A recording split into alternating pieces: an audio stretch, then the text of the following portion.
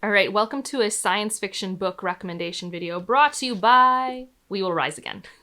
Someone said something in my comments that were just like, a lot of the things you like in this and Arbor Reality and a bunch of other science fiction books, it's kind of like solar punk. I don't know if what I'm talking about is solar punk in this video. But what I am talking about is this is a short story anthology with stories, essays, interviews about resistance, hope, protest, and I found it really cathartic. And I need this. I need more of this. And so I went through all these books that I've read and loved, a lot of them that are in my collection, and as you saw in the thumbnail. And I want to break down my recommendations into 3 categories. One for resistance, whether external or internal. Hope. And the hope books, they're not going to be like cozy. They're going to be like, the situation is dire and yet hope. Because that's something I need all the time. And then imagination, creativity. I really love when authors don't necessarily go down the traditional path. I think traditional stories and arcs are fulfilling and fun, but I really like when we have imaginative governments and systems. And you get all of that in this lovely anthology that I need people to read.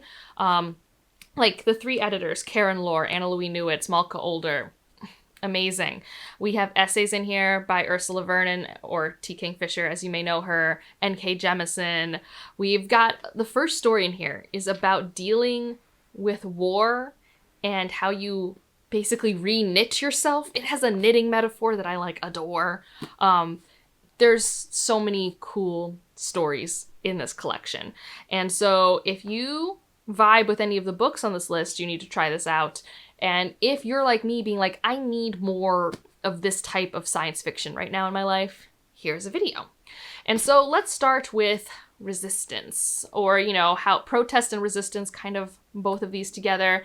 And I wanted to start with the Convergence Saga, which I know I've talked a lot on the channel recently, but it's really good, and probably because it's resonating with me on a lot of levels. So in this series, you will see protests. You will see things like co-ops. I haven't really seen co-ops in fiction very often. So I almost put this in quote-unquote the imaginative, just because it is not a system that we see in fiction very often, at least in fantasy and sci-fi. The premise of the Convergence Saga is monsters and humans have lived side by side, but humans didn't know about the monsters. And the Convergence Saga is, okay, what happens when they find out and they can't bury their head in the sand about it anymore? And how the monsters come together, the different factions. The climax of the first book takes place at a protest at Boston Commons.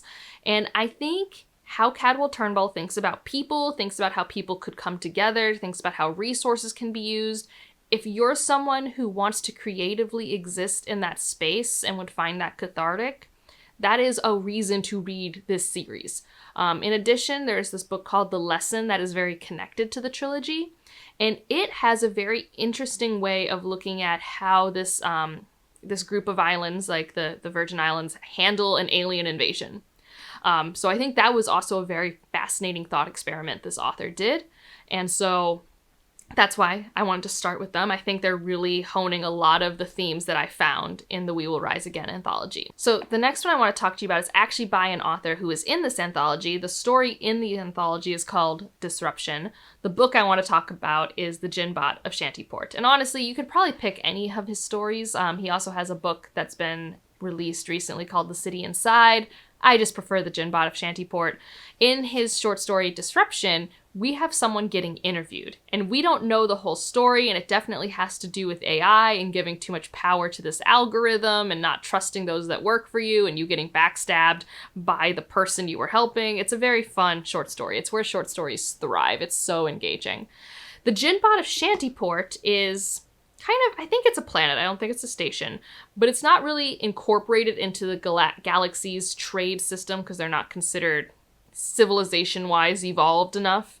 And we have a lot of high tech, and we have a lot of robots. And it's an Aladdin retelling, and we have 2 robots. We have one telling the story as a storybot, and then we have the Abu monkey type character. And it's it's 2 parts resistance and disruption for me. It's one part, we are fighting against those who are in power. It's more like oligarchs than it is a government sort of thing. So those who are in power and have power over everyone, we're trying to get them to stop. We're trying to fix the system. And there's a lot of good conversation about fixing the system and the different generation opinions on that, because we have a mother who started it and a daughter who's trying to finish it. But then we have the son, we have the monkey robot, who also is like, sure, but in all of this, no one has a plan for us robots to have rights. And I think it really looks at the messiness of resistance and how you make a big tent and how you address all the issues and the arguments you're going to have about how violent or non-violent you should do things and when you have a jaded generation versus one full of life. I think it does all of this really well with a very fun story. Like, most of it is a Aladdin retelling that is incredibly fun with robot fight scenes, and I have a very good time. So that's what I wanted to put here. We have a Micaiah Johnson, Those Beyond the Wall. This is written with so much fire and anger. So this is probably not going to make you have a warm hug, but if you need to yell with someone, I think you can yell with Micaiah Johnson about the unfairness of the world. And this also has very imaginative setups for how a society would be and kind of challenges our views of what would be good or bad about that society. The first book in this world was The Space Between Worlds.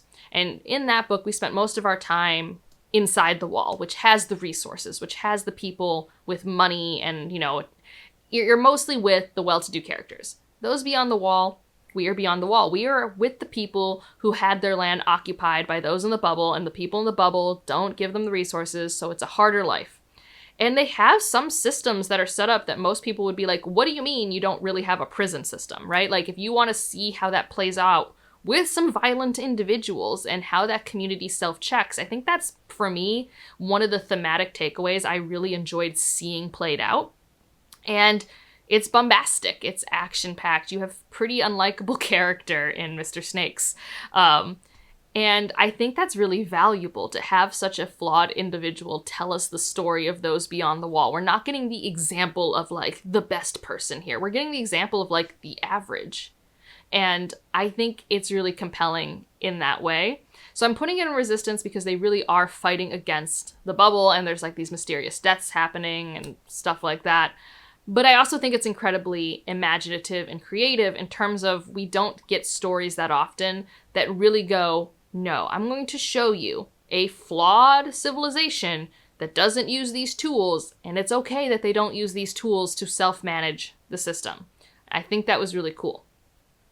And then for some internal resistance, some change, some reconstruction, we've got Some Desperate Glory by Emily Tesh.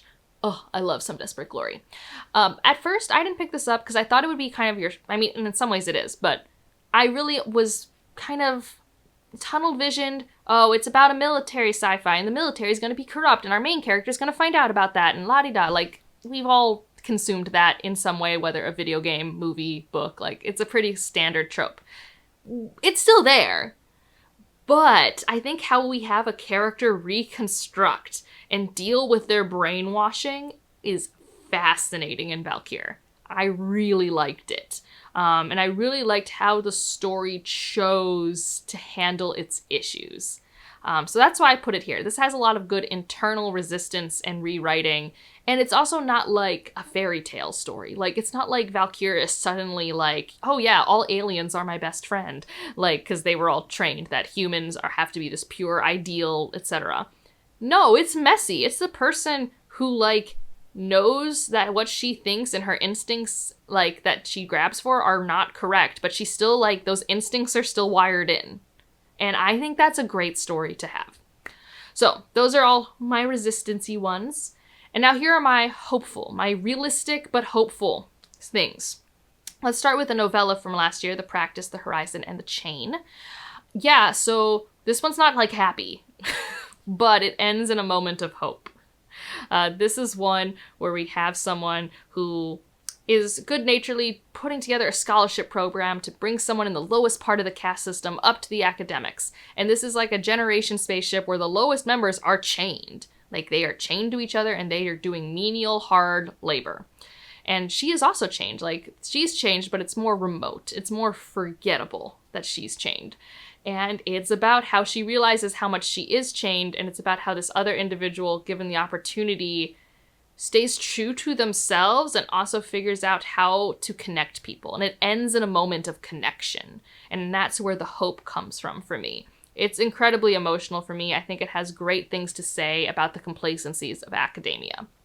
My next hopeful one is The Past is Red. This is pretty much my quintessential when I think of like hopeful, depressing dystopia. It's Tetley. So this is a Catherine M. Valente. This is one of my favorite novellas of all time. I think it's an extension of a short story, but like Earth is all underwater except for the piles of trash that float on it, and Tetley lives on a pile of trash. And the crux of this story is just seeing this world through Tetley's eyes, and Tetley loves where she lives. Like, she loves it. It's her pile of trash. And what she's dealing with, what she's combating in this story is that people keep wanting something that doesn't exist anymore. And I think we all have that urge. Like, how many of us will be like, man, summers didn't used to be this hot, or winters used to have more snow, or whatever we say. It's like, back before climate change, we had X. And it's one of those things where it's like, you know, we can't get back to that. Like, we can't undo what's happening. And that's a depressing thought. But what is really nice is seeing a character who, like, loves the way things are. And I'm not saying we shouldn't try to stop things from catching on fire, but I do think I like to take moments to love what I do have, because I think that's how you recharge. I think that's how you keep going. And especially in this story where, like, the people who want to get back to the ways things can't be might make things worse. And I think that's probably a more nuanced conversation than what this novella deals with. But the part I do love is Tetley's voice, her charisma. She's very silly to me. Another one that's my classic, like, man, this brings me hope and I love it, is Arboreality.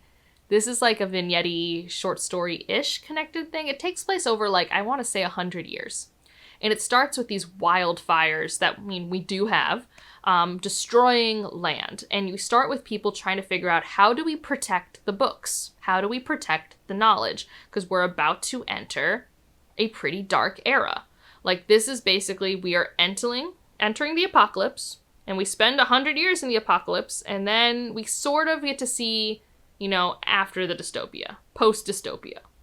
And the moments of community, how people choose to live and find moments to thrive, was so touching to me. I needed this. I needed examples of how people can live in the end of the world. And this is one for me. This isn't about saving the day. This is about living after the day has been lost and what happens on the other side. And I think it's really grounded, and I think it's really beautiful. It's still going to be emotional in ways that make you feel sad, but I think it was really cathartic. And, like, honestly, when someone was connecting We Will Rise Again to Arboreality, I'm like, yes, correct. That's the correct connection to make. And then my last hopeful entry is The Best of All Possible Worlds by Karen Lord, one of the editors for this anthology. When I first read this, I mean, I was reading it in the dead of winter, which means I was depressed. And it was actually, I think, Valentine's Day weekend. And this opens up with, like, a whole planet dying. And one of our main characters finding out while they're on a retreat on another planet. They learn that pretty much almost all of the women in their species have been killed as a result of this event. And then the story takes place with him going to this planet where our main character Grace works, and his people trying to figure out how to survive and learn where they're going to fit in. And what I loved the most is that this was a planet that was accepting refugees and not forcing assimilation, that was having good, honest conversations about, okay, so do you want to have your own community? Do you want to keep true to your things? We can try to find people who are genetically similar, who might be willing to accept your culture. Or do you want to more assimilate and kind of fold into what's already here? Like, having these conversations and then exploring and healing in this work was so beautiful to me. I love The Best of All Possible Worlds more than I can say. And one of the reasons is just that hope that maybe we could treat people like this. Like, maybe this is how we handle future climate disasters. And, you know, not forcing people into a mold, but making it a part of ourselves. To truly be the melting pot we were all told through propaganda the United States was and has never really actually been in a real way. I really love The Best of All Possible Worlds. So, and that one also is good because it's like imaginative and it switches into my like, I liked this thought experiment and how it makes me think differently about how we do social systems. Because we've already had some that play around with this, because how can you not? Like, nothing's going to fit in one box neatly, especially on my lists. But let's start with Semiosis, which is kind of a plant sci-fi thriller. But it works. It works. We have to leave Earth because we've messed up Earth. Classic. So like one of like the standard, like let's spin a wheel of how we're going to start our sci-fi novel today. We messed up Earth. Yeah. So we are this planet called Pax, and this planet is not friendly to humans, like at all. Everything wants to kill us, except for this one bamboo plant. And this bamboo plant might be sentient. And is that a good thing? Like, it learns really early on to put caffeine in food, let me tell you. And so that's like where a lot of the tension is. And each generation, there are problems because people are messy, community is messy, but we keep adjusting, we keep changing, and the community keeps existing. And I think that's really useful, to have these different switches in government system, to have this kind of collaboration with a plant. I think it's super imaginative. My next one, yeah, I have never read anything like this, and this is Malka Older, who is another editor of this collection, and this is Infomocracy. I have a should you read for this trilogy. Not many people talk about it. I don't think it's called the Infomocracy trilogy. I think it's called the Centennials or something. Basically, every 100,000 people is a government. Like, there's no, like, gerrymandering here. Every 100,000 people is a government, and they make their own rules. And that's the most of the globe. I think there's some pockets that are slightly different, but most of the globe is this.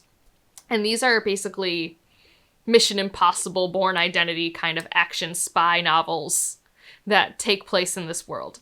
And, like, when I tell you, like, wrapping my head around this type of government system and the pros and cons of it was fascinating. Like, you would just be walking down the street and everyone has, like, these augmented reality filters, and you would have one place that has certain rules about ads and another place that didn't, and just so interesting.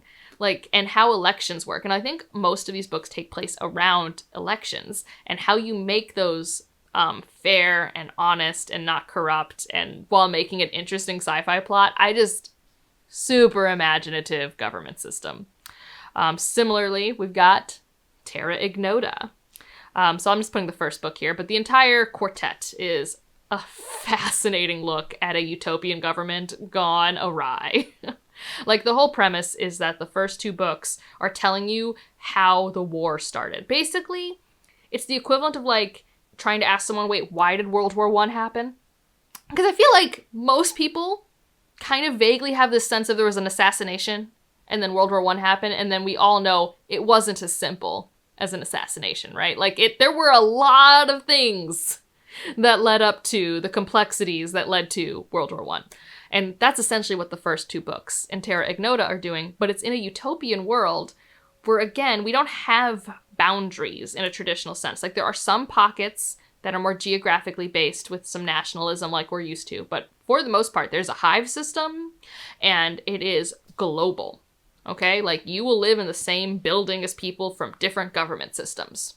Like, that's how interconnected everything is. And in some ways, there are things that are amazing. You are only required to work 20 hours a week. Amazing. Fantastic. You can go from any point in the world within minutes. Like, the technology is so amazing. Everyone has time for their hobbies and relaxation. Like, in so many ways, this is a utopia. And then it goes, okay, so what went wrong? What lessons should we keep? What do we need to change? And that's mostly the fourth book. The fourth book is a whole thesis in why are humans like this and what can we do to prevent it? Okay? Terra Ignota, super imaginative. And now my last one, is it a sci-fi book? I say it's a sci-fi book. Most people would say it's a fantasy book. Shh. I'm putting in The Dandelion Dynasty by Ken Liu, because I can. Especially starting with Wall of Storms, it is kind of a historical science fiction. It's all about how technology affects civilization. Is that not science fiction? Like, is that not? We are creating technology, it's affecting civilization. This technology is in the form of like machines, but it's also in the form of law and language and music. It is really cool. And the reason why I'm putting it here is one of the reasons that this series sung for me when it ended, is that he chose to imagine certain scenarios in a way that I hadn't seen authors imagine them before. And I guess I have to be vague, because this is like third and fourth book things. But like, we have classic setups. We have like invasion, conquering, oppression setups. And then we don't have classic fallout. Okay? Like, that's the best way I can put it. Like, I know how this situation went in our world, and then he went, sure. And now I'm just going to make the creative decision to have it go differently and see where we end up if we went left instead of right. And I love that. I love that. So if you want like a reimagining of a Renaissance era, I think you should try the Dandelion Dynasty. I have a should you read for that, and Terra Ignota, and Symbiosis, and Infomocracy. Yeah, all my series, this is a list of just books I love. What can I say? What can I say? So yeah, that's my, yearly sci-fi recommendation video. I feel like I just put out a random one of these every year. If you want to see other sci-fi recommendations, I'll put some links down below, because like I said, every year so I like put together a bunch of books that thematically resonate in some way for me. And let me know any books you've read that you think would mesh this mold. I will say I've read a lot of Becky Chambers. I just don't vibe a lot. So like, you can recommend other people Becky Chambers, but if you're trying to recommend me a book, been there, read that, I'm good. And there's of course other books I could add to this. Like, I just didn't think they thematically resonated with We Will Rise Again. But yes, you should read this. You should read this. And if you just want to leave an emoji to let me know you're here, leave an alien emoji.